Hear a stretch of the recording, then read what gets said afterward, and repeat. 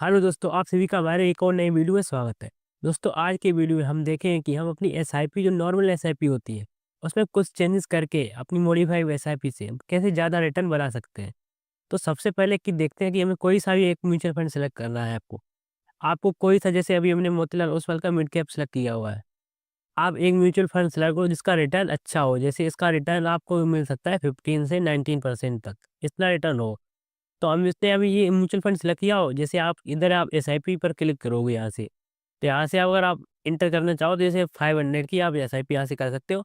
इसमें आओ, एक ऑप्शन होता है स्टेप अप एसआईपी। अगर आप इसको इंक्रीज करोगे यहाँ से, इसको यहाँ से ऐड करोगे, तो यहाँ से आप 10% या 15%, कुछ भी हो सकता है।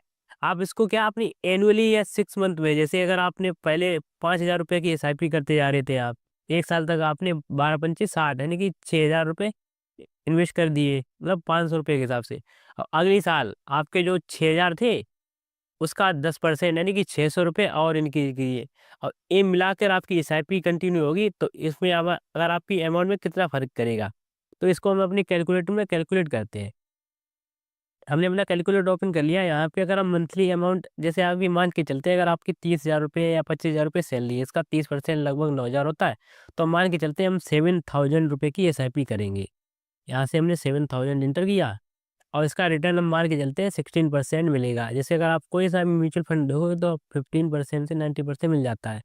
तो हमने एक मिनट के म्यूचुअल फंड सेलेक्ट किया, तो उसका रिटर्न 19% सीएजीआर है, मतलब कंपाउंडिंग रिटर्न है, लेकिन हम उसको 16% मान के चलते हैं। इसका हम टेन्योर रखते हैं, जैसे मान के चलते हैं कोई अगर नॉर्मल बंदा अगर 18 ईयर का है, अब वो अगर 22 साल तक इन्वेस्ट करता है, तो यानी कि वो अपनी 40 साल की एज पर पहुंच जाएगा। तो हम इसको 22 साल तक इन्वेस्ट करेंगे।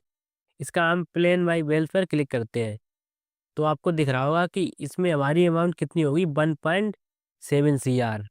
ये हमारी हो जाएगी 22 साल में। और अगर हम मॉडिफाइड एसआईपी को कैलकुलेट करें, तो इतने टाइम में हमारा कितना फर्क पड़ेगा, वो आपको भी दिखाते हैं। दोस्तों, हमने step app SIP calculator open किया हुआ है। इसमें हमने मंथली अमाउंट कितनी थी, 7,000 रुपये, वो भी हम इसी में एंटर करते हैं। और उसका हमने क्या रखा है कि हमें पर एनम में कितना परसेंट इंक्रीज करना है। जो हमने 10% आपको बताया, वो हम इंक्रीज करते हैं। और हमारा रिटर्न सेम उसका 16% था, इसका भी रहेगा। और टाइम ओरिजिन 22 ईयर था उसका भी, इसका भी टाइम ओरिजिन 22 साल रखते हैं। इसको अब कैलकुलेट करते हैं, तो यहाँ से आपकी अमाउंट दिख रही होगी 2.86 CR।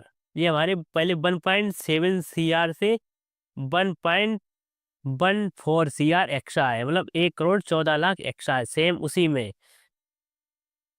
ये आपको स्टेप अप एसआईपी से चेंज होता है। अगर अगर आप यहाँ से देखोगे, तो 22 साल था। अगर हम एक और मैजिक दिखाएं, अगर इसको 22 साल को हम अगर 25 साल कर दें, सिर्फ 3 साल का फर्क है यहाँ से। 3 ईयर्स में कितना फर्क पड़ेगा।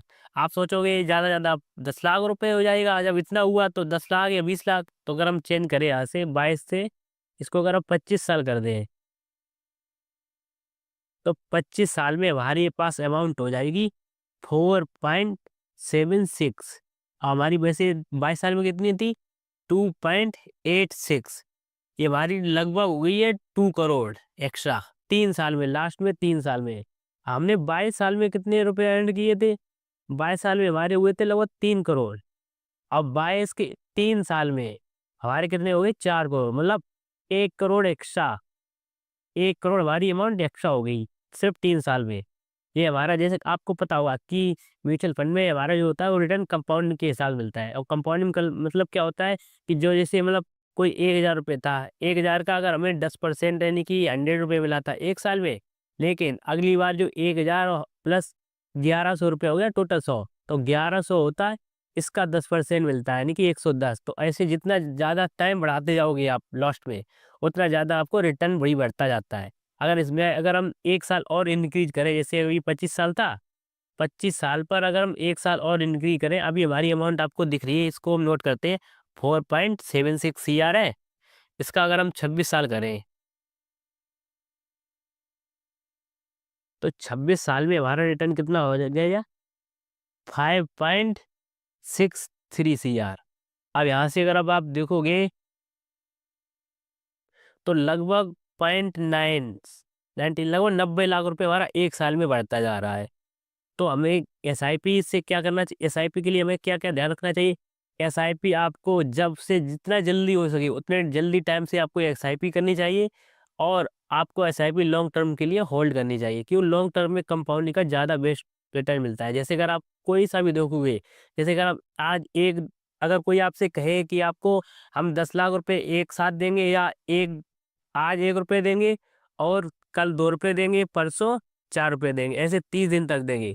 तो आपको हमेशा ऑप्शन चूज़ करना चाहिए जो कंपाउंड हो रहा है, मतलब आपके पैसा डबल हो रहा है, वो वाला ऑप्शन। क्यों, अगर आप इसको अगर कैलकुलेट करोगे, अपने कैलकुलेटर में कैलकुलेट करके देखना, तो ये आपका इतना अमाउंट होगा कि आप इसको कैलकुलेट नहीं कर सकते। मतलब कैलकुलेट कर सकते हो, लेकिन बहुत ज़्यादा ही अमाउंट हो जाएगा 10 लाख से। आपको पता होगा कंपाउंडिंग रिटर्न इतना सारा होता है कि अगर आप सही से कंपाउंडिंग करना सीख जाओ, तो आपकी वेल्थ को बहुत ज़्यादा ऊपर पहुँचा सकता है। दोस्तों, अगर आपको हमारा आज का वीडियो अच्छा लगा हो तो हमारे चैनल को सब्सक्राइब करें और वीडियो को लाइक करें। मिलते हैं फिर नेक्स्ट वीडियो में। Thank you.